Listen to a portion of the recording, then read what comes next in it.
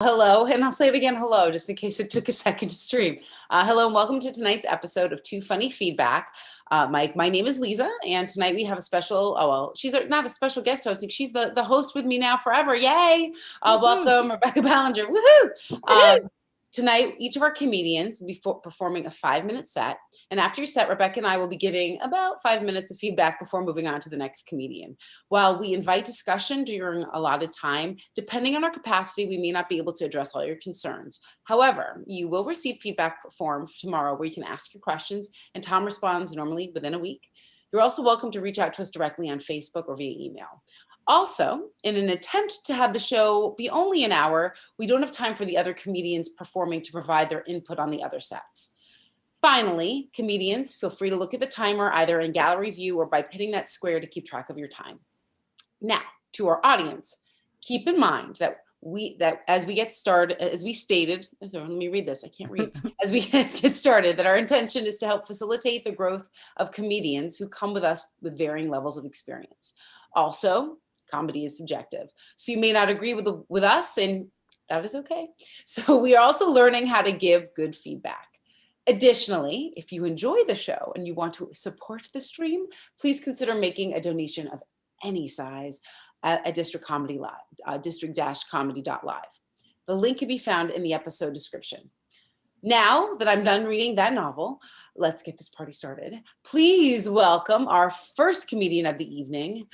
He's our lovely friend over across the pond in Ireland, John O'Keefe. Woo-hoo! Hello, how's everyone doing? Well, yeah. I like you people, but I really have gotten allergic to other people over the pandemic.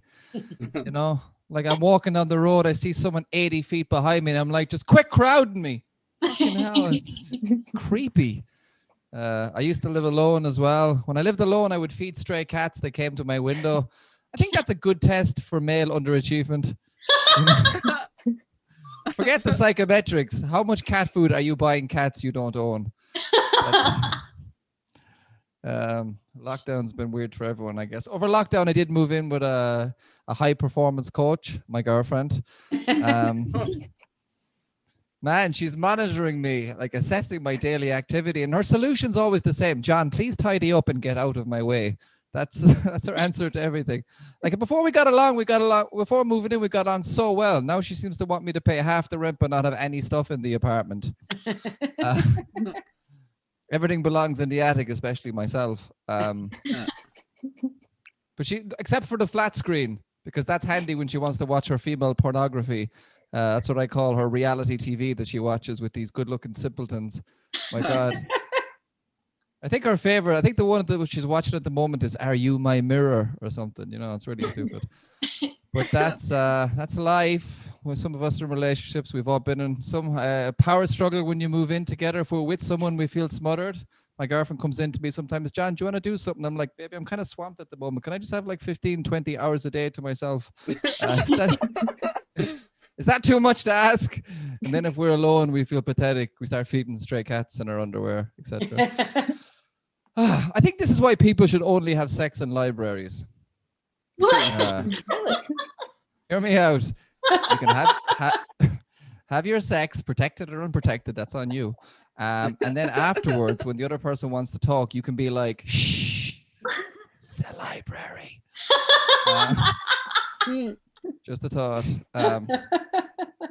Relationships are a lot of work, and I'm still growing and improving in my relationship. It's really great. It's just all against my will. I mean, I'm being improved by my girlfriend. It's like she's weatherproofing a shed. I've taken her feedback about all my qualities that she likes to helpfully remind me every day, just in case I forget. I feel like a plant she's watering with expectations and suggestions and various topics. And I'm like, thanks, but I'm drowning.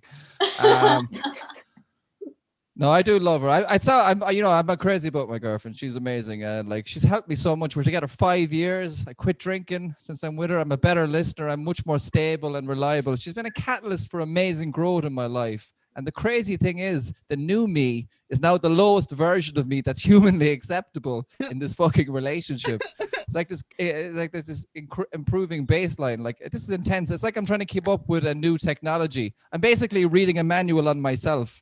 I'm expected to do this all the time now. Oh my God. And I feel like if I don't shape up again, there's a review coming.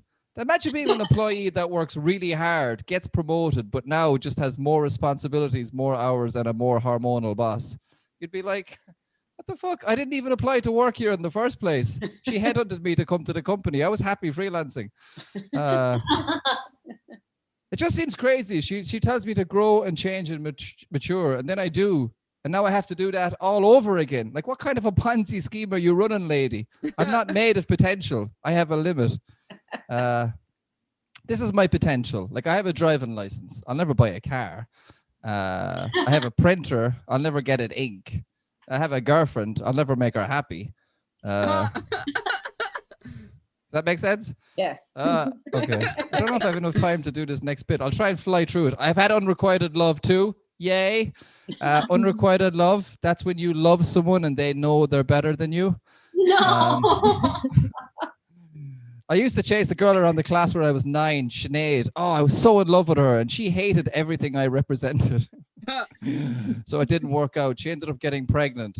I mean, as an adult, like she hasn't been on TV, but I was still her first weird kid. You know, every woman needs that guy, that overconfident simpleton who won't take no for an answer. I think I just confused a smile and possible erections for a passionate love affair. But as my dad always said to me, John, love is when a person you love hates you to your core. I'm like, thanks, Dad, but should I be concerned? Okay, that's all I have time for. Thanks for everything. All right. Comedy. Woo! Give it up for John O'Keefe. That was great.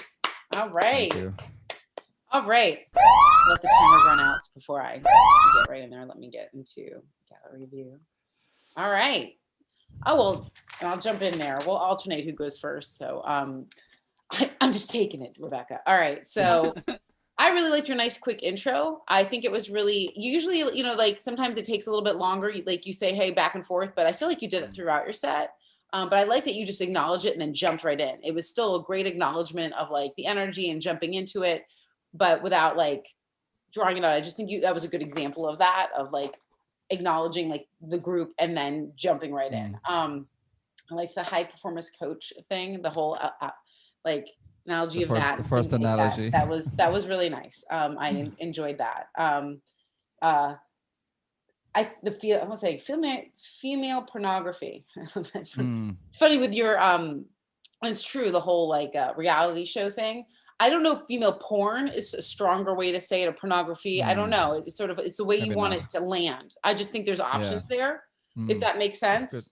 Absolutely. You know, female porn, and we're kind of like more shocked when you say pornography. I don't know. Pornography almost sounds more dignified, and so it's really kind of what you want to go. He's watching pornography, like versus like. I can't remember what I said. Was it porn or pornography? I'm just saying there's a choice, a word choice, which will dictate which way you want the joke to go, if that makes sense. Absolutely. This is a technical thing. We're usually really good with the mic and everything. There was one point where you turned further away, so we lost your volume. The mic didn't pick you up completely. So that was around after that little bit. We didn't lose the words, but I wanted you to be aware. It was the first time I've ever seen you do that. So you turn it was this way a little bit too much, because usually you do a really good amount of movement around the mic now that it's like stationary, and that the hand movements were good, but it was just that thing. It was a technical thing. Cool. I love the library thing that you did, because you took a moment and checked in with us. Like, I responded to that. I was like, oh, I work in a library, as is Tom. So I was like, oh, really? Oh, I remember having sex in the library, but you're like, no, stay with me. Like, I liked that back and forth. And that's what I mean. You made sure that the crowd was always with you. They were paying attention. You were always checking in, which is always one of your strengths along the way. And that you can often riff off of that very easily. I'm saying what I liked, was it weatherproofing like a plant, all of this, the manual. I love that whole point. I really like that concept. I am going to say, and I'm going to probably verge in the writing area a little bit too, is that, I think there's just a way to condense it and make it a little bit more succinct, so that the points are hit more. I think there are punchlines in there or laughs that got lost, like just slightly. It's just about taking some of the wordiness out and just, I think, the manual making part, it more compact. Does Yeah, that? I saw yeah, for Rebecca sure. nodding, so I think she agrees with me. Yeah, We'll I got see. yeah. Yeah, so she'll probably get Yeah. more into that. That's a general, like, I saw, that like, I makes really sense. enjoyed it, but I think I got a little bit Yeah. lost at moments. So I think it's more For about sure. Yeah, just it's a bit making it more too. streamlined. Yeah, that makes That perfect it sense. will be really, it will hit even better. Yeah, saying, I get it. That makes sense. I think that I think with last week, since we talked about how you took your time. Remember, you were trying to, like, you didn't have enough material, so you were sort of stretching it last week. Yeah. I think it could use a little bit of that with this set. Does that make sense? I know you're trying to fit more in, but I still don't want you to lose that pace and energy of us letting the joke land a little bit or giving us a moment to make sure we're with you. You still did a great job of that, but I think lending, like, it's like a half second more with lots of places. That rhythm will happen a little bit more, and that ease, so that we have room to laugh with you and take in that joke, because you're saying a lot of really fun, witty stuff and making a lot of smart analogies and, like, things like that. But it's moving just a tad fast for me to really be able to guffaw at everything that is so funny. Yeah, you're Does so that right. make sense? It's entirely based on how much time I have. I was trying to fit I it see, and I a think bit. that's something that I feel like you have so many great things that you do, and all that, you're such clever ways to construct your set. Like, I love that was all the same, like, theme, and you really went through it. I think that just allowing yourself a little breathing room is gonna make the set just feel a little different and land a little different, that we're all just have more room to laugh, if that makes sense. Of course, absolutely. All right. Perfect. Thank you, but it was really always a fun, strong set. I really enjoy it, and I hope your girlfriend is gonna be okay with it. She's I forgiven. She's her on forgiven the me. other side of the camera, directing and managing. Yes. All right, so I'm gonna hand it over to Rebecca. Awesome. Thanks, I mean, Heather. first off, John, it's always a treat to watch you perform. I love it. I love that you have new material every time. But I gotta say, my favorite bit here was when you were like, "This is why we should all just have sex in libraries," and then you just let it sit. It was beautiful. That was perfect. Don't change anything about that. Some things where it's just like, I felt like there was, like, opportunities to expand. And the first thing was you mentioned that your girlfriend, you're like, she's watching Are You My Mirror right now? I don't know. And I'm wondering if that's an Irish reality show. So if you were doing it for an Irish audience and people, like, have a chance to be like, oh, we know this one. But I'm not familiar with that show. And so I don't think it exists. I think Are You the One? I think so. I was kind of a vanity kind of joke, but it's a bit too convoluted. Okay, gotcha. Yeah. Because I was wondering if, like, with that, if that was like a punchline. I apologize. I didn't. No. I just assumed. I'm like, that's a reality show. I don't know. But No. maybe there's a more clear way to show that you're spoofing a reality show. I Your think so too. your bit about, like, can I please just have 10, 15 hours? That was really funny. I just think in terms of delivery, can you just, like, almost like stutter on it a little bit more, so our brain has a chance. I think this is what Lisa was saying, of just, like, with pacing, give us a chance to catch up of, like, he's gonna say minutes and then hours. You could just do like hair longer on that. Can I just have 15? Sure. This is 20 hours. Yeah, that makes sense. I loved your watering weatherproofing. Weatherproofing a shed. I'd love, like, is there an opportunity for an example or two in there? Like, I know that you were saying I got so many metaphors, but I'm wondering if there are metaphors in there of, like, how does one waterproof or weatherproof a shed, and how does that relate to her managing you? Because you did it with the plants, of, like, showering you with feedback and stuff, and I'm drowning. But I was curious if there's opportunity there. Sure, and then, that makes sense. And then I definitely agree with what Lisa said about there was a bit leading up to the manual about yourself, and that felt like a clear punchline. But before it was a little wordy, and I'm wondering if you could look at it and find, are there punchlines that you can add in there? If there's some funny things, are there ways that you can just, like, punch it up and make it a little clear that we're supposed to laugh there? Or otherwise just condense it down and get to the manual bit a little bit faster. But I mean, other than that, I mean, it's just the sex in a library and just letting that land. It was beautiful, a work of art. Great job. Cheers. All right. Thanks, folks. Give it up Appreciate for John. Yes, thank you, John. All right, Thanks so we again. have I see her I think she'll pop on soon, but I see Amira. Yes, hello. She's coming back to us on again and again. Thank you so much. So we welcome tonight Amira Abu Al-Assad. I've said it right. I hope. Woo! Oh, thank you. I'm trying to record. I don't want to like bother people later on. I messaged him, but I don't know. Sorry. This meeting is being recorded. Okay. All right, so I'm doing it. I don't know. I'm recording it. Sorry, I'm starting it now. I got you. All right, cool. All right, so I went out with this guy. He does Reiki. And I was like, what's that? And he's like, when you transfer energy and you heal people, but you're not touching. He's like, do you feel it? And I'm like, nah, not really. So things were going well. And I went back to his house. And I come from a strict family. So when he asked for a hand job, I was like, how about a Reiki hand job? Do you feel it? He had to pretend to be really into it because he didn't want to come off as a fraud. All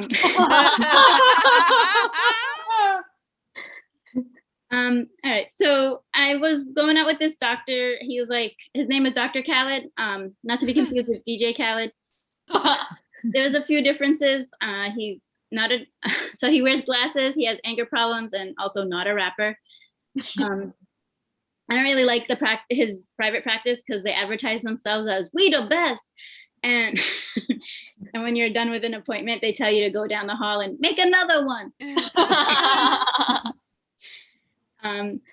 So I was complaining to my therapist about getting or being in one of my past relationships. And I was like, it was really hard because I had to like stop myself from texting about my day, like 7 paragraphs, and like stop myself from asking so many questions about what we're doing on the date. And I just had to pretend to be a cool person. And she's like, wow, that sounds exhausting. I'm like, yes.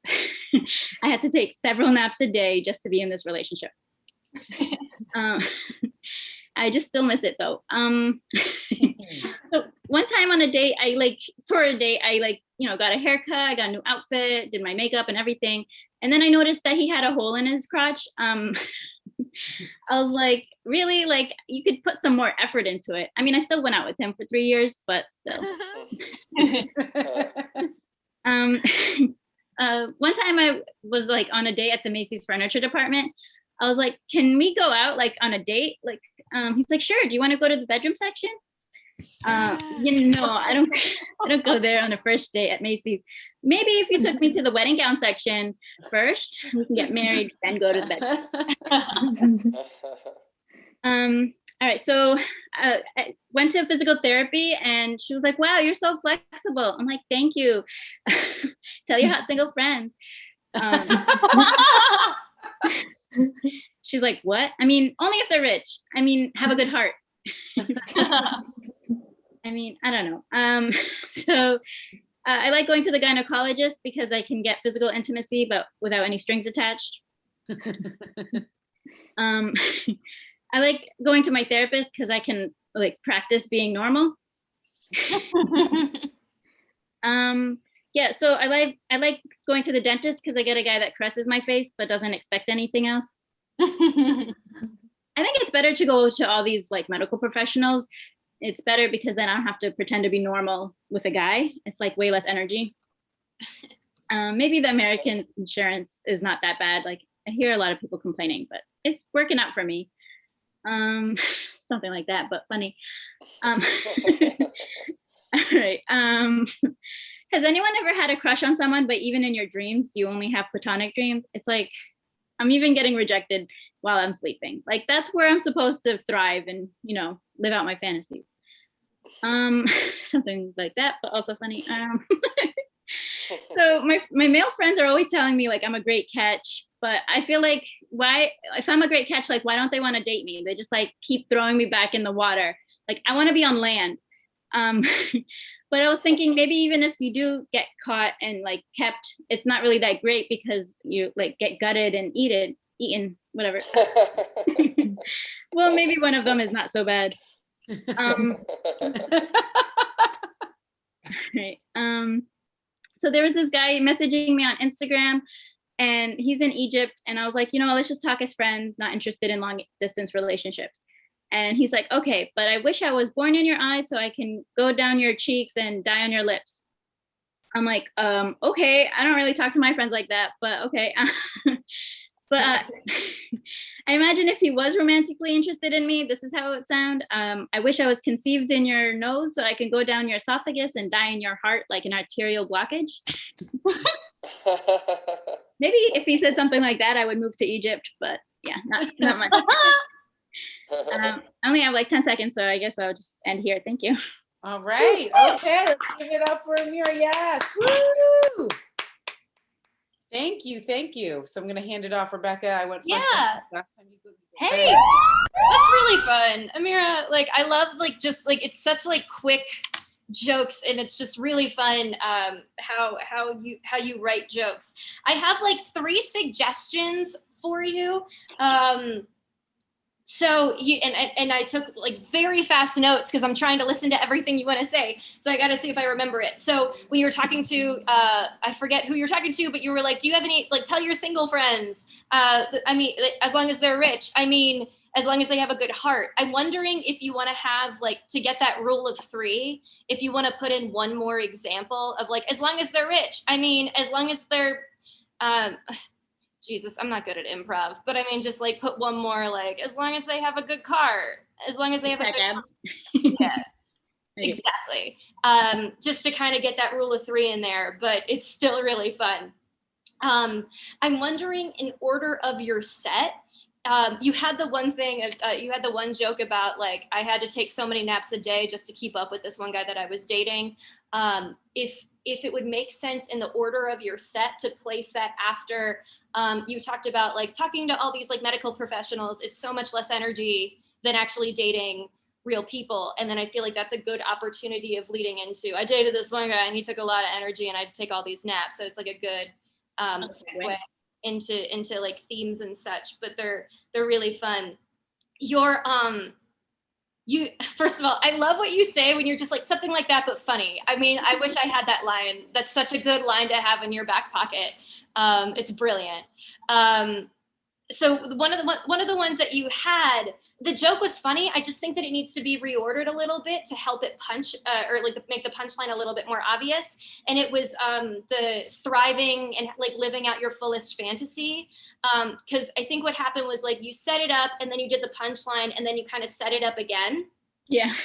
And so I'm wondering, and I wish that, like, I could almost I wish I could have the text of what people say so I could give you the exact verbatim what it was. But I think that it was like, anyone else have dreams of, like, dating people? That it was like, I mean, this is where anyone else have dreams of, like, live out your fullest fantasy. I mean, this is where anyone else have dreams in mind, like that. Does that make sense? Yeah, I think it was an afterthought. Okay. Yeah. But I think just, like, reordering those and then ending with, and I'm getting rejected in mind, might help it get a stronger reaction. But I mean, other than that, I think that they're really, I love the structure of your jokes. They're really fun. And I'm amazed at how much content you can throw in to a 5-minute set. It's very impressive. Thank you. Thank you. Yeah, I really enjoyed that set. I know from last week I saw some stuff reordered or brought in or developed, which is really exciting. First of all, I know the recording thing may have been, like, a little awkward to start on because we were working it out. And I would just take as the performance, like, taking a moment, even if anything throws you off, or just taking it and saying hi or intro, because you jumped right in after the recording. And I feel like that is that. I mean, I think a lot of it was like, are we recording it, like a lot of other things, but just taking a moment to just say, you could say your name again or do whatever. Just take a moment to take in the room, be it a Zoom room or a physical room, whatever. That we're starting to go back here. So, but I really liked.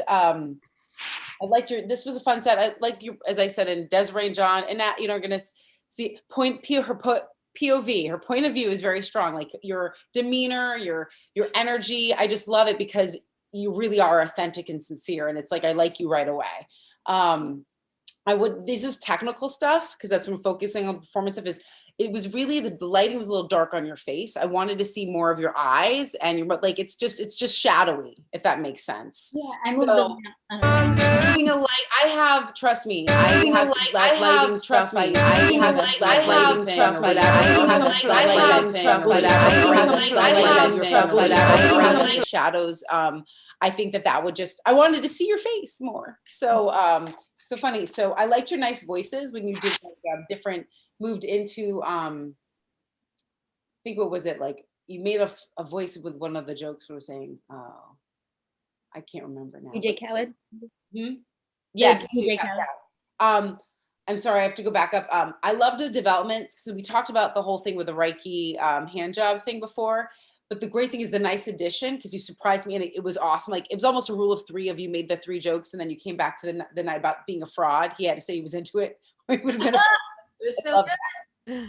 Like I love that you added on to that, because I was like, oh yeah, because it's still really, it's a funny joke.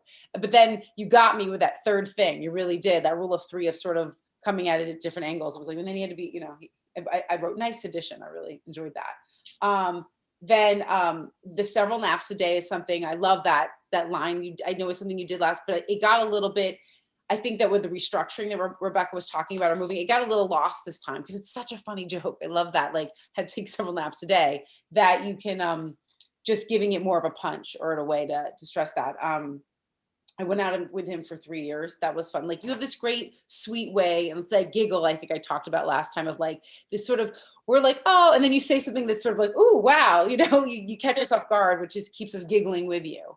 I loved the Macy's department joke for some, I thought that was really funny how you were like, no, we could take me to the bridal department. Like, I feel like it was great on its own, but there's also, I feel like a lot of, you could develop there too, but I really enjoyed that one. And take me to the wedding department. Maybe I'll go to, also, why did someone take you to the Macy's? I don't know if this is a true story, but Macy's department. It's a true story, yeah. Oh my God. Well, see, you can use it in your craft. That's what I say. Even with bad dates, you'll use it. Tell your hot, sexy, I think it was your physical therapist. That was it. That was a really funny part with the tell your hot, sexy friends, because my physical therapist, like, oh, you're really flexible. I love that. Was a great joke. And the rule of 3s, I think, would be really nice. I like that you could throw in something. I think that's a great thing, but it had a really nice delivery. I wrote down there. Just little fun things, therapist, practice being normal. Like there's just fun stuff. You have so many little like ins and outs, like I'm following you in a maze of like giggles and fun. And then like I get surprised by all these fun little things. We talked about that. That's something funny like that. Like having that phrase in your pocket is such a great thing. And it makes us giggle more with you. I just think taking your time and knowing that those fun giggles and having that, even if something doesn't land the way you may expect it to, you have that phrasing is awesome. And I just say, I wrote your sweet demeanor is just so and then when you say those other more like funny or off, like shocking things or moments, I really enjoy that. But I think just knowing where you want things to land, or knowing that you have that funny, like some funny like that is always going to be a great moment, even if something doesn't land the way you want. And I think you're using that really well. So, but that's what I have. So I enjoyed that. And I always say with my overall note for it was just, we're following you. You're funny, and we want to hear what you have to say. So however you're delivering it, we're going to be with you, and that it's right away. You're very likable. So thank you. Thank you. So we'll The give it up recording one more has time for stopped. Mira. Yes. All right. She's back. It's been a few times since I've seen you. I'm so excited to see you back. We have Sonia. Yes.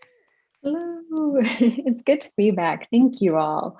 I'm just going to adjust this so I can see the time. Okay, awesome. Yeah, it's great to be back here. I always appreciate you all willingness to listen. I know there's a lot of pressure at the opening of a set. You're all sitting there wondering if you're going to laugh at the right moment. A lot of pressure, and I wanted to take some of that off of you. So I just thought, we'd start off with something silly. Something I was thinking about today. If a cat has 9 lives. How many does a dog have?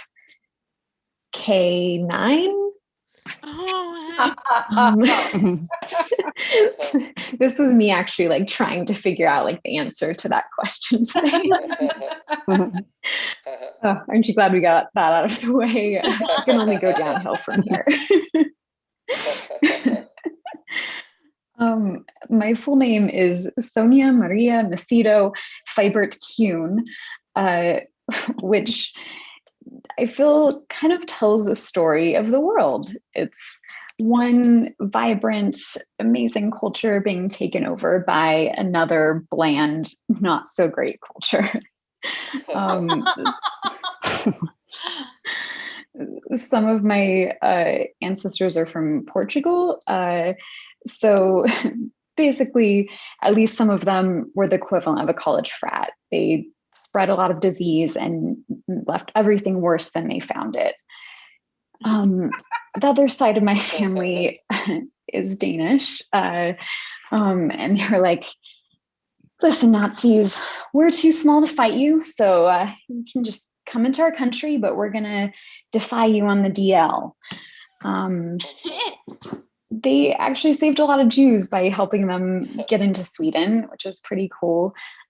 Nazis were like, Sweden? There's another Scandinavian country? The Nazis tried to get Sweden's iron ore deposits, but the Swedes had a whole network of tunnels they created and they hid in the mountains. And it was actually, I think I'm describing another story, one that has hobbits. And anyway, I've been noticing a few of my friends from the UK posting on social media about how grateful they are for the National Health Service. I couldn't help but think you would just never see that in the US. I'm glad, Amira, that you've had a better experience with your health insurance, but I feel like here, like no one's posting like, thank you, Blue Cross, for keeping me on hold for 2 hours. Guys are so grateful for upping your premiums again. Aetna, wow. Thank you so much for refusing to pay for that absolutely essential surgery. Yeah. Canadians are like, well, maybe if you hadn't pissed off the British so much. Desiree will have to tell me how Canadians might actually feel about this. Has it been really hot for anyone else? It's been super like hot of summer. And as soon as the sun comes out, I feel like my skin is like teens at summer camp going to the pool for the first time and like seeing each other in their swimsuits. My skin is just like, hey, look at me. I'm pure and practically naked. It'll just do anything for some sun. Like it has no boundaries, does not know when to say no. And so it gets burned. I'm just like, at least use some protection. Cover yourself up. Put those things away. You're going to get a disease. And trust me, honey, no one is going to pay for that medical treatment. Sometimes you think you don't need protection because it's a cloudy day out. It's fine. You think like, oh, I'll just be out for a second. I'll pull out after a few seconds. You're not safe. Some of that sun still gets through. So just before you take that plunge into the sun, just put on your sunscreen. And that's my PSA. Thank you all. All right. Give it up for Sonia. Awesome. Thank you so much. All right. Let me get back into my full gallery view here. All right. So much fun. So glad you're back. I have to say, I really just love your ease of like, you just have a really just lovely saying, I'm focusing, I guess, a lot on energy tonight, but like it was really nice. We were just like very welcoming, acknowledging, and like, I just thought it was a very strong way to start the set and have us like sort of, it's introducing yourself to us, but in the way of being, hey, hi, I'm going to ease you in, and sort of making the focus about us. And this experience was really fun. It made me feel like, I feel like it was a little bit like talking about like an awkward first date moments of like, hey, I'm going to take you through this, So I really enjoyed that. I love the kind, easy way you sort of started your set and sort of acknowledged it was really fun. And you do that through the whole thing of like referencing people, specifically sets, or, with Amira, and then Desiree with Canada. Like it was really, I was great. And just keeping the room with you and knowing shows that how much you listen too. It was fun.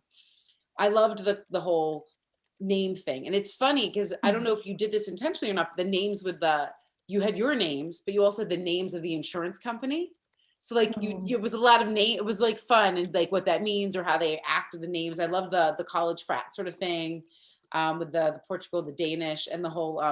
It's funny to make Nazis funny. Like it's a subject matter. You did it, so I enjoyed it because it's like this talking about what the Nazis did, and like no, and then I love how you sort of have this. It's not a. I think this word may do a disservice. Is the meandering. There's sort of this ease of like going through, and then you're like, wait, no, I'm thinking of another story, the Hobbit thing. I thought that was really fun. It's sort of you surprise us. You're doing like I feel like I'm sitting down having a conversation with you, which I really enjoy.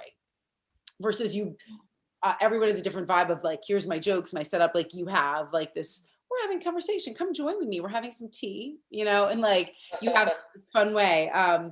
Nice way to segue to the healthcare and did it with Amira and the names. I wrote down the names of it, and I thought that was really fun. And how you put that through, and then you kind of had that theme going through with like then healthcare and the medical when you did that funny, great sexual innuendo the whole time with the son and the teenagers and the protection was great, very clever without.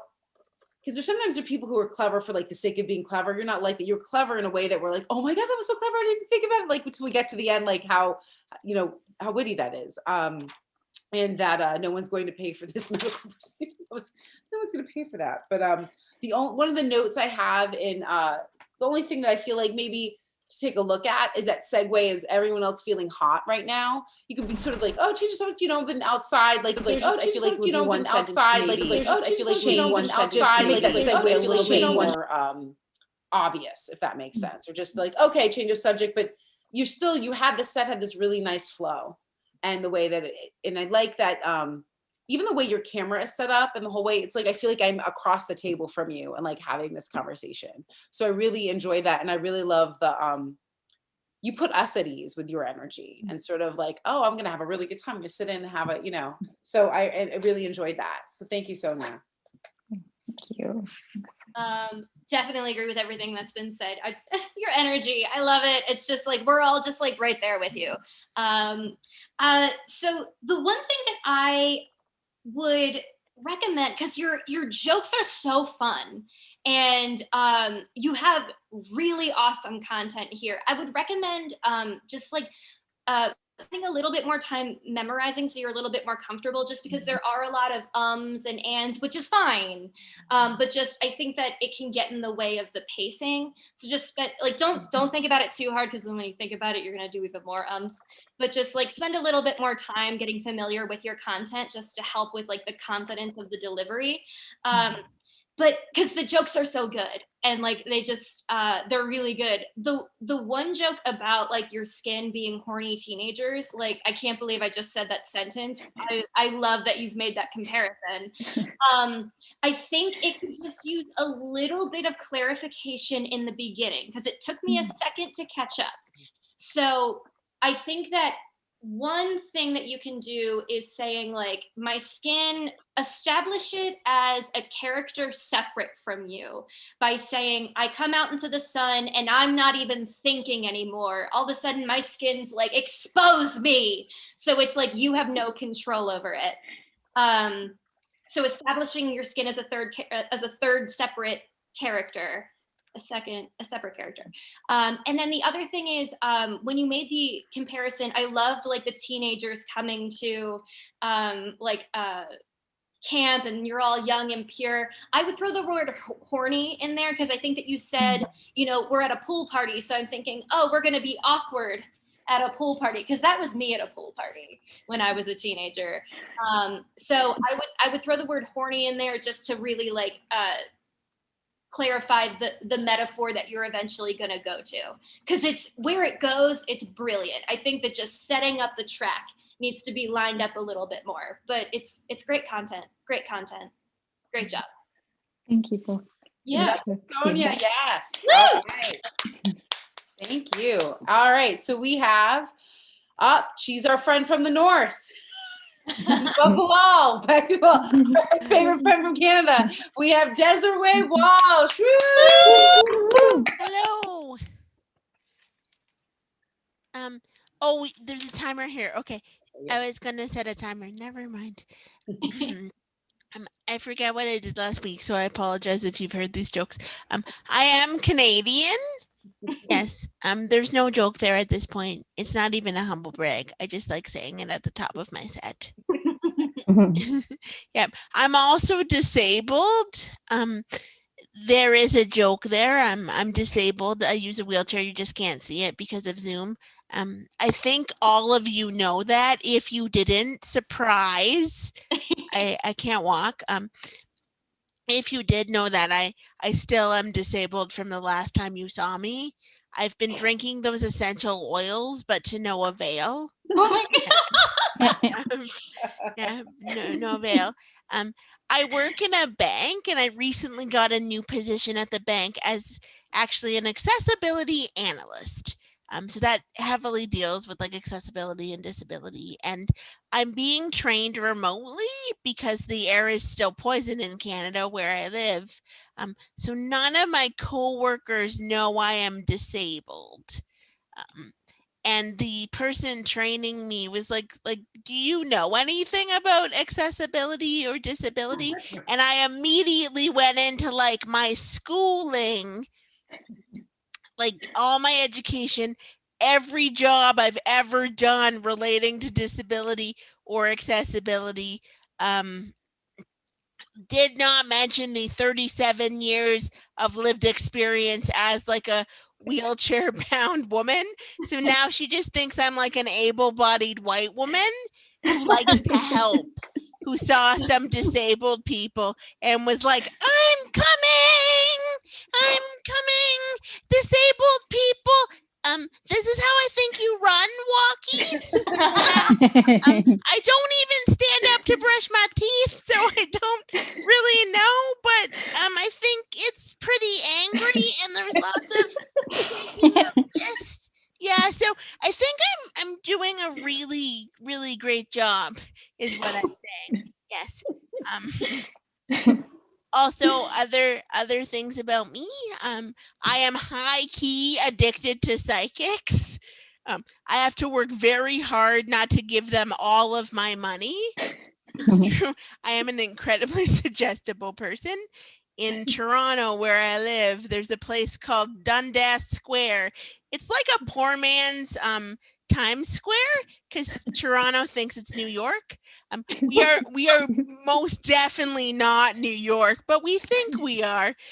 So we have Dundas Square, and it has religious preachers, I guess you'd call them, religious preachers, cult leaders. There's a guy that bangs on a bucket. That's pretty cool. And then like fortune tellers and psychics. And I have to work really hard to stay out of there because I will join a cult because they have free pizza and cool purple robes. Also, some of you may be familiar with Dr. Phil, and specifically those episodes where usually a woman has given some man they met on the internet but have never physically seen all of their money. Yep. The only difference between me and those women is it hasn't happened yet. that is the only difference. I did go to a psychic once, and I asked her who I was going to marry, as you do. And she said I was going to marry someone I work with that's a little bit younger than me that I talk to every day. And she said, is there someone like that? And I said, yes. And she said, "Oh, good, I'm right." And I said, "I don't know about that because he's gay."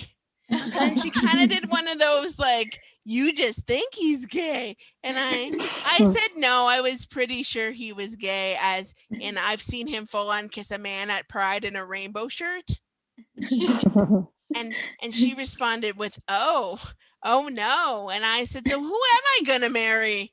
And she said, "Well, not him, someone else for sure, not him." It's just like, no shit, Sherlock.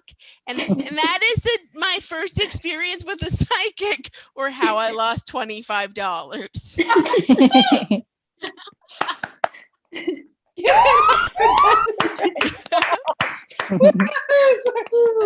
That last joke got me. Wow, wait, that's how you ended the set. That's so good. So good. Am I going first on this one? I believe so. Yes, right? that's how patterns work. I'm here. Desiree, this was great. This was a lot of fun. You had so many great bits. I had an idea in my head, and I was like, I don't know if this would be good. But then you mentioned Dr. Phil, then I was like, oh, maybe this could link up. So I have a suggestion for you. You don't have to take it. But when you were like, I've been trying the essential oils to no avail. Like that was brilliant. But I'm wondering if you were saying like, yes, there has been no magical miracle that happened that would get me on Dr. Phil. And then that could lead you, like when you bring up Dr. Phil again, you're like, this whole set is actually about all the ways I could get on Dr. Phil. Like but that would be good. So just, if you want to play with it, it was just something that popped into my head. But I loved the essential oils. It's brilliant. You said she just thinks that I'm a white woman who helps. And I think that you had the title go on a little bit longer, and I think I lost it.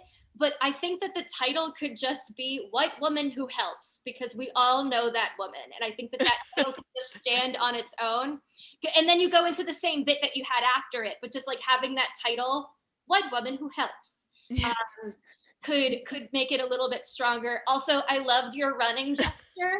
And I loved that you continued to do it even after you were like, this is what I'm imagining. So that's just kind of what I'm thinking. And anyway, this is the end of my bit.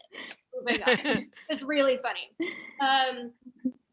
Then the other thing you had where you were like, so when she was like, when I told my I was going to say therapist, but no, my psychic, when I told my psychic, he's gay, and she gave me a look saying, you just think that he's gay.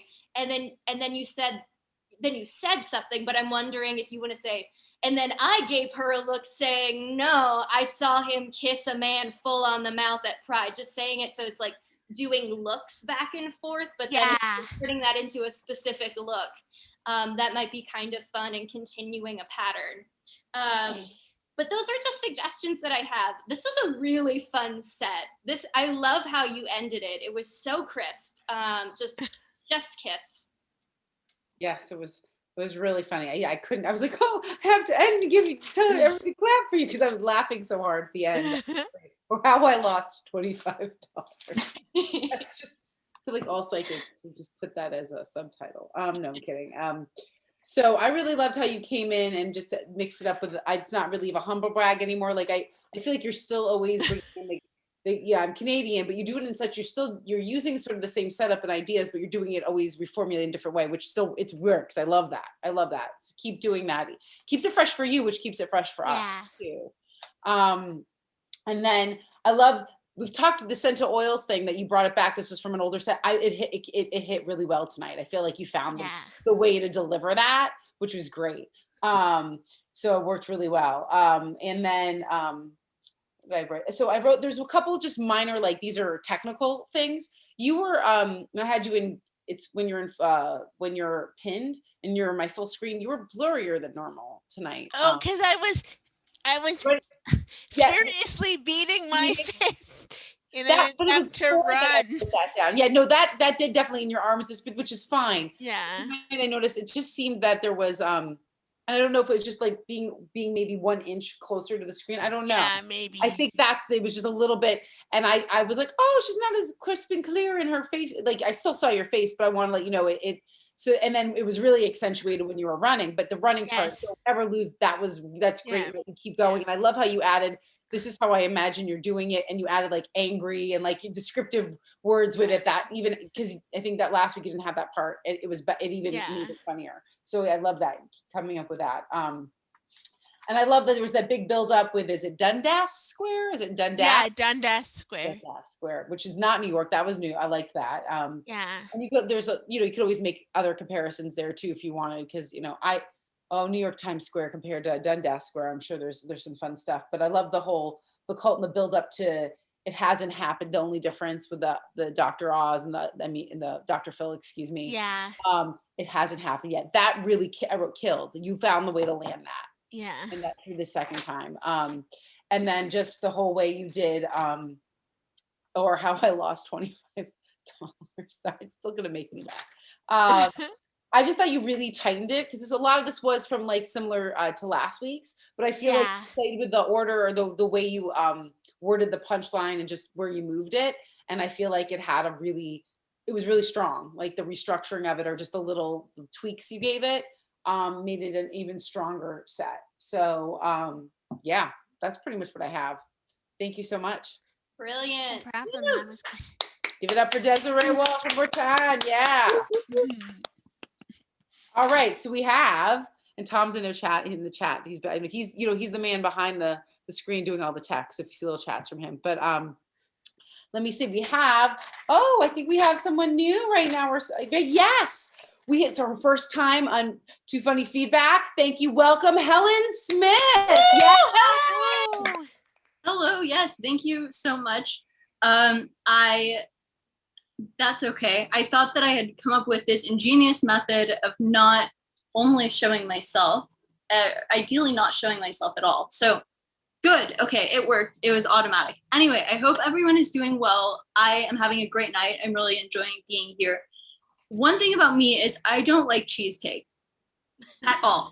And because of that, because I will come out and have the bravery to own that truth about myself, I have had to try so much cheesecake. Like you might not think that cheesecake is that much a part of everyone's daily life. It comes out of the woodwork though. The moment you're like, people are talking about dessert, you can say you don't like brownies, you don't like carrots, not for dessert. You can just say whatever, but if you say cheesecake, people are like, oh, well, you have not tried mine.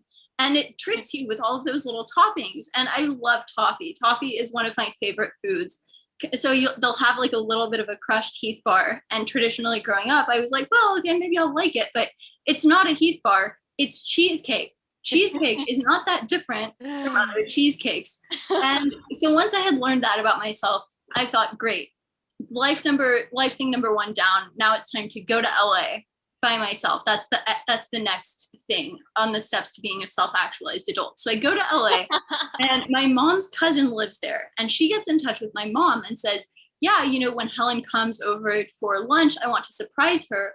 What is one of her favorite desserts? Specifically, does she like cheesecake? My mom said, no, she does not like cheesecake. So naturally, when I sat down with my aunt, she said, and I made you this cheesecake. It was just me and her. Her husband was sick, so it was the two of us, uncut. She's like, would you like to take the first slice? So I just thought, okay, what's the worst that could happen? And then like 25 minutes later, I'm back on the Uber going downtown. This was Santa Barbara or something, aka like not LA. It was the longest drive ever. So I'm in the Uber and I just start to feel it. I feel the cheesecake. And if you get nauseous, just cover your ears for the next 2 seconds, because I threw up the cheesecake. And I was in this car and I was so ashamed because I had never been someone to throw up in an Uber before. It's just this stranger's car and people had done that at night in college, maybe, or whatever. I just had never been that person. And there I was. And it was just so bad. So I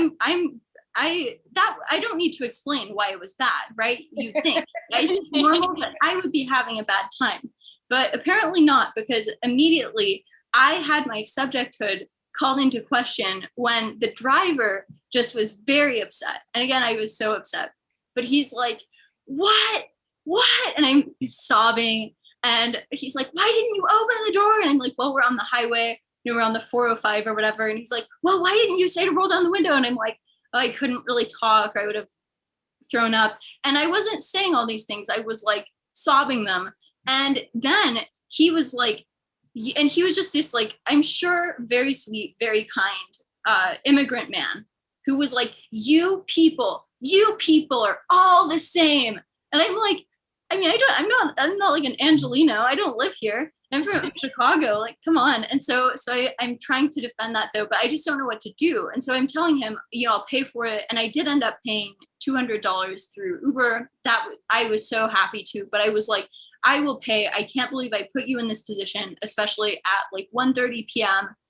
But if you want to hear about cheesecake, let's go. But then he was like, it's all about the money. It's all, and I'm like, do you want me to like give you a shirt off my back? Like, do you want me to, literally, like, I was like, do you want me to give my keys to you? I just had no idea. So what I ended up doing was forget my phone and my film camera in his car, and honestly would have been happy if he had just taken them and run. Sadly though, what was less good is that I had rerouted myself from this 40-minute drive downtown. I thought, well, okay, I'll just go to a bookstore instead, because I had been to one the day before in Echo Park. I was like, it's such a friendly environment. They will welcome me. So I changed the destination, get out of the car, and the phone was left in there. So pretty much immediately my aunt was in contact with him, and she's like, oh, my cousin left her phone, whatever. And he's like, lady, I am at the end of my fucking rope.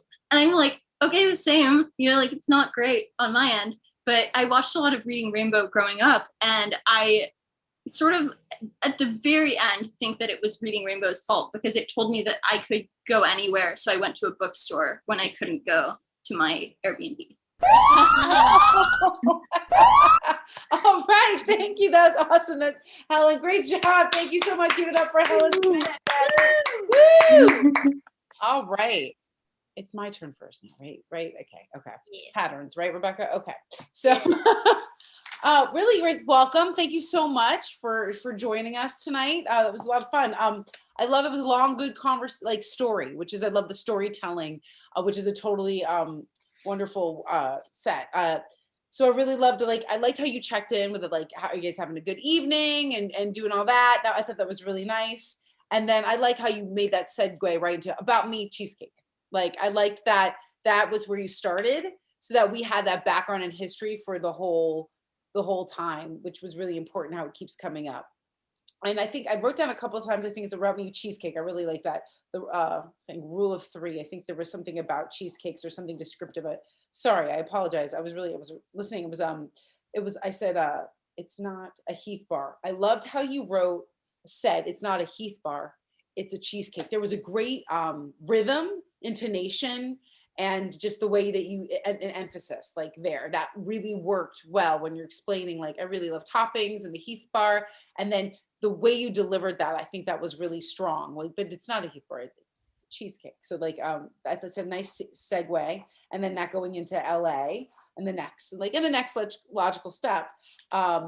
And I appreciated the warning about, like, if you get sick, about like other people throwing up. Like, I thought that was, I was like, but it, and then the whole, I don't need to explain it, it's bad. I loved that when you leave a little bit of room in the story, because there's a lot of great details, but giving us a little room for imagination. Like, wait, I have to stop. I don't have to explain this. This stands alone. It's cheesecake. So I enjoyed that. And my favorite line, I think, was, I was sobbing them. And I saw Tom put that in the chat. I wasn't saying these, I was sobbing them. So I thought that was really nice. When you have a really great way of delivery of that, of changing up, like I said, the emphasis, and knowing where the joke is, or the moment for us to pause in the story with you. So I say, I keep that up. And I loved, I was curious, and I was like, I'm wondering what time of day this is. So when you said it's 1:30 p.m., I was like, yes, because when you're like visiting your aunt, she gives you cheesecake. This isn't like the rager of the throw up in the car that you expect. So I'm glad that you threw that in. I was like, yes, I was right, because I was wondering. I was like, what time was it? But I feel like that there's a punchline there too, of like, maybe throwing a little bit about where 1:30 lands, and thinking about where it will give you the biggest reaction that you want, because that placement, it is funny. And yes, keeping it later on in the story, but figuring out, like, because it's like you're making a comparison to, like, I was ever someone in, the frat parties and throwing up and doing all that. And then, we later on were like, well, it's 1:30 p.m. and it's cheesecake. It's not your typical Uber throw up ride. That is the truth. I thought there was a rule of 3 opportunity too, with the shirt, the key. Should I give you my shirt, my keys? And then I think you have you can throw something in absurd or something else like that. I mean, whatever you want, some cheesecake, like you can say like whatever. I don't know. And I thought there's a fun opportunity with that. And then the Reading Rainbow, which I did adore. I love LeVar Burton. And but not everyone, I don't know if does everyone know Reading Rainbow still? I hope that they do. They should. It's a gift. But there's a pause of like acknowledging to check in if they know Reading Rainbow, singing the song if you feel comfortable. Everyone's like, I can fly, that's a moment to have just sort of change the energy and go, have a moment of a segue about Reading Rainbow in case so that they're still with you and you can give them a little detail that will even enhance the story. Does that make sense? Yeah, thank you. I really enjoyed that. I thought that was really fun. I liked how you can do the character of your the Uber driver, and I think you can even turn up the volume on that and go a little bit further and make it more distinct. It was distinct, but you can fully like just go there and then the way it was, how upset he was and how you're trying to describe and being like trying to be calm during this horrible situation, and he's really upset at you and you are the one that just threw up cheesecake. So that's all. So I thought there was a lot of fun there. I want to ask, did you take off your glasses for a reason? Because both were, I love seeing your face either way, but I wasn't sure if that's a choice that you make. Because I love the whole thing with the Zoom that I love is that it's your personal, like you determine whatever enters or doesn't enter in and out of your little world. So, yeah. Usually what I do is I take them off because like if it's in person and I go on a stage, I keep them on, but it's just so reflective. And especially because I don't look at this self view while I'm actually performing, I feel like a lot more comfortable if I know that I am not just projecting this, like to go back to like LeVar Burton and Star Trek, like a visor.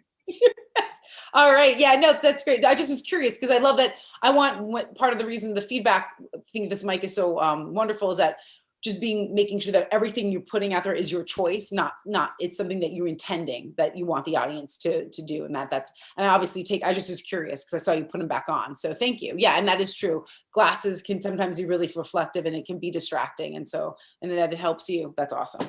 So thank you so much, Helen. Thank you.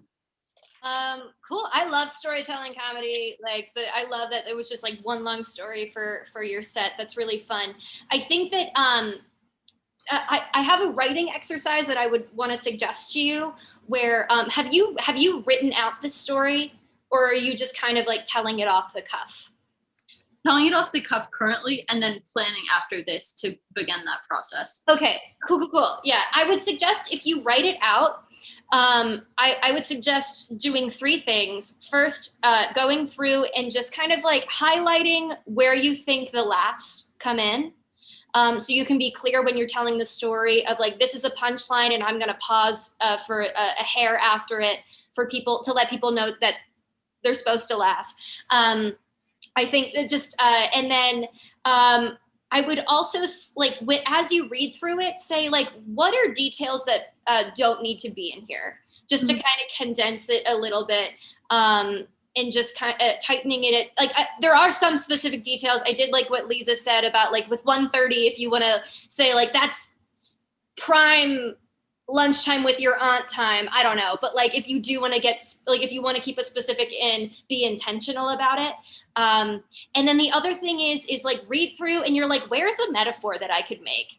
Like I'm sobbing as if I'm like, cheesecake is pouring out of my eyes. This is a terrible example, but it's an example.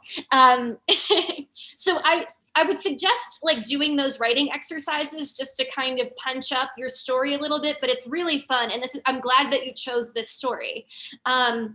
I had some ideas for you to explore.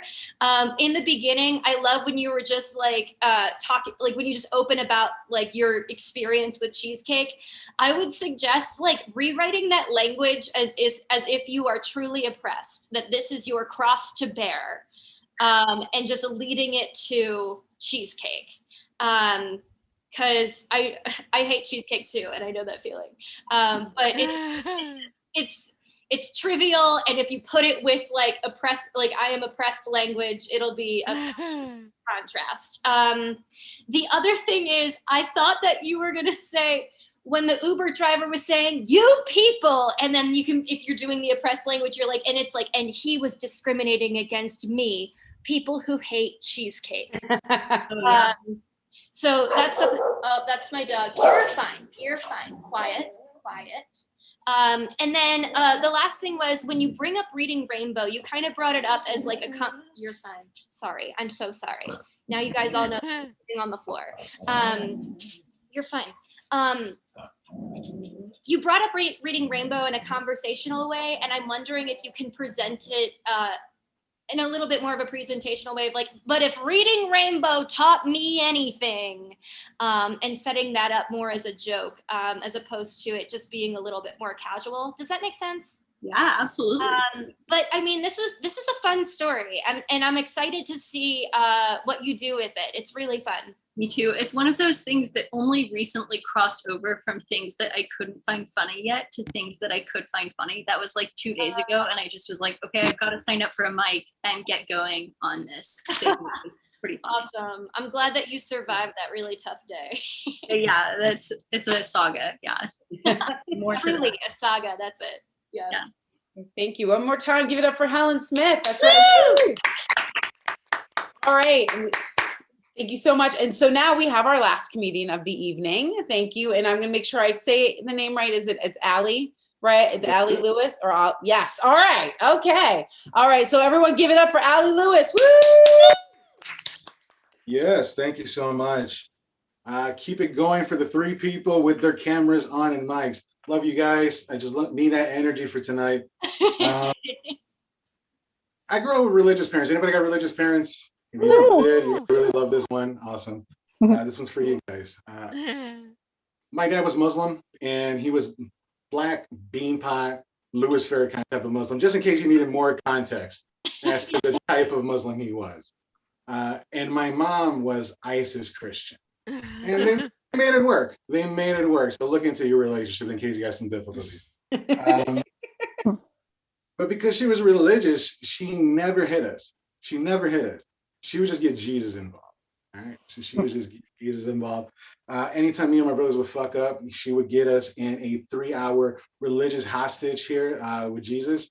You will be hearing a Jesus tech talk for the next 3 hours. Unlike my father, who would just come in and come out, beat your ass like a piñata, and just walk out the door. I get it. I was short, round, and full of candy. He was the Jiffy Lube of parenting, and I appreciated that. I did appreciate that. And another thing, like, I'm from a dangerous part of Chicago, called Chicago. And growing up in the city was kind of hard. You know, the growing up in the city was scarier, but my mom was way scarier than that, you know? Because brothers wanted to join a gang, but my mama didn't let him. She didn't let him, you know? Like, she would just tell him, like, vice lords are tough, but Jesus is tougher, baby. And that was her go-to for everything. Growing up, no matter what you were going through, Jesus was always part of the equation. Like, I would be in the kitchen table at 10 years old trying to work on my math homework. I'm crying, I'm frustrated because I'm a punk ass. I can't understand fractions. You got to carry the one. And I'm kind of crying to my mom, like, yo, I can't do this. It's just too much work. And she tells me, like, you know who had a lot of work? Jesus. And he was tough. I'm like, all right, bet. Okay, mama. And then, like, growing up too, like, I'm in my teens, like driving to work, car breaks down, I hit her up, like, man, I had a hard ass day today. Car broke down, had to walk 5 miles to work, almost got there 10 minutes late and still got almost yelled at. You know who had to walk a lot? Jesus. And he was tougher because of it. I'm like, oh, word. Now I'm like, got a family, I want to buy a house, trying to do some construction on it. And I call my mom, I was like, yo, these builders are talking to me. You need to raise it 3/4 of an inch. You need to lower that wall 3 3/4. I don't know fractions still. Like, so I'm like, crying, frustrated. My mom says, no, who was a carpenter? And he was tougher because of it. You'll figure it out, baby. My brothers believe that. You know, they fell into it. They drank the Jim Jones Kool-Aid. None of them joined a gang. They did not join a gang. I didn't find Jesus. I found gangs of disciples, and I did join a gang. I did. I joined it in my neighborhood for conveniency purposes because I did not want to carpool to any gang fights. I just felt it was counterproductive. And I couldn't really be out here thugging because I had a 7:30 curfew, and I don't know if any of you all know about gang culture. Most of the gang banging occurs after 8 p.m. And I've been trying to get there with my crew. You know, they'd be mad as fuck too. I'm like, yo, guys, I can't go to that drive-by tonight. Yeah, I fucked up. Like my curfew 6:30 tonight. So I can't. I know the Latin Kings are tough, but remember, Jesus is tougher.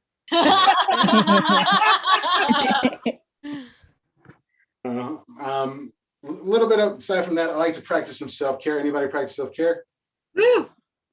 I like wake up every single morning. I do some affirmations, and I take vitamin Bs, which I like to call blunts. If you want to be technical about it, because that's what weed is at this point. Weed is just a better version of kale. It's like love from the inside. That's how I would just. Because weed isn't a tough drug. It's just connected to hip hop, so it just got that connotation of toughness, and it's not. It's a strong drug, which is the difference. I'm going to elaborate real quick because there's a very fine line between being far too high and thinking your house is haunted.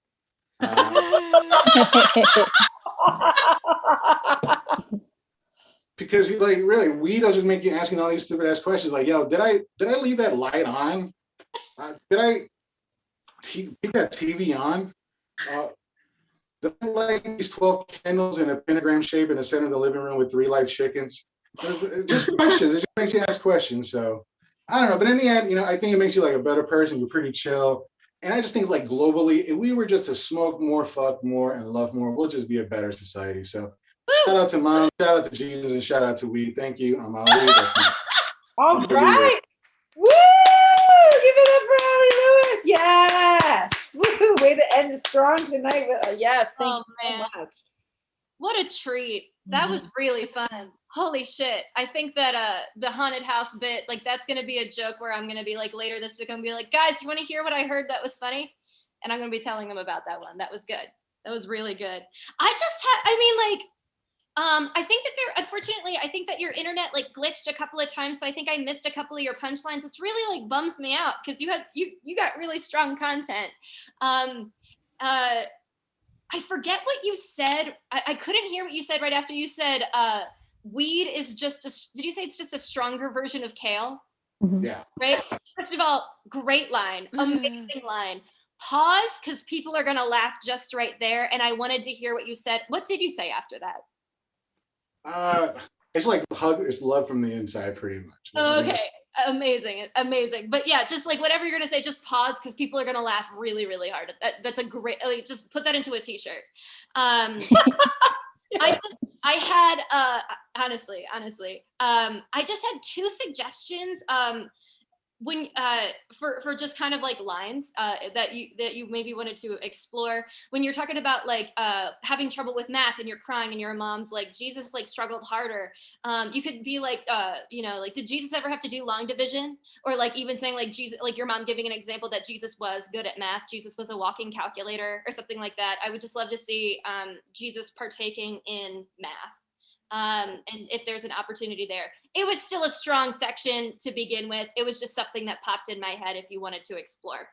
I wrote down when you were like saying like, I joined a gang to be social, and then I wrote down, I joined a gang for the networking opportunities. So I didn't know if that's my gift to you if you wanted it.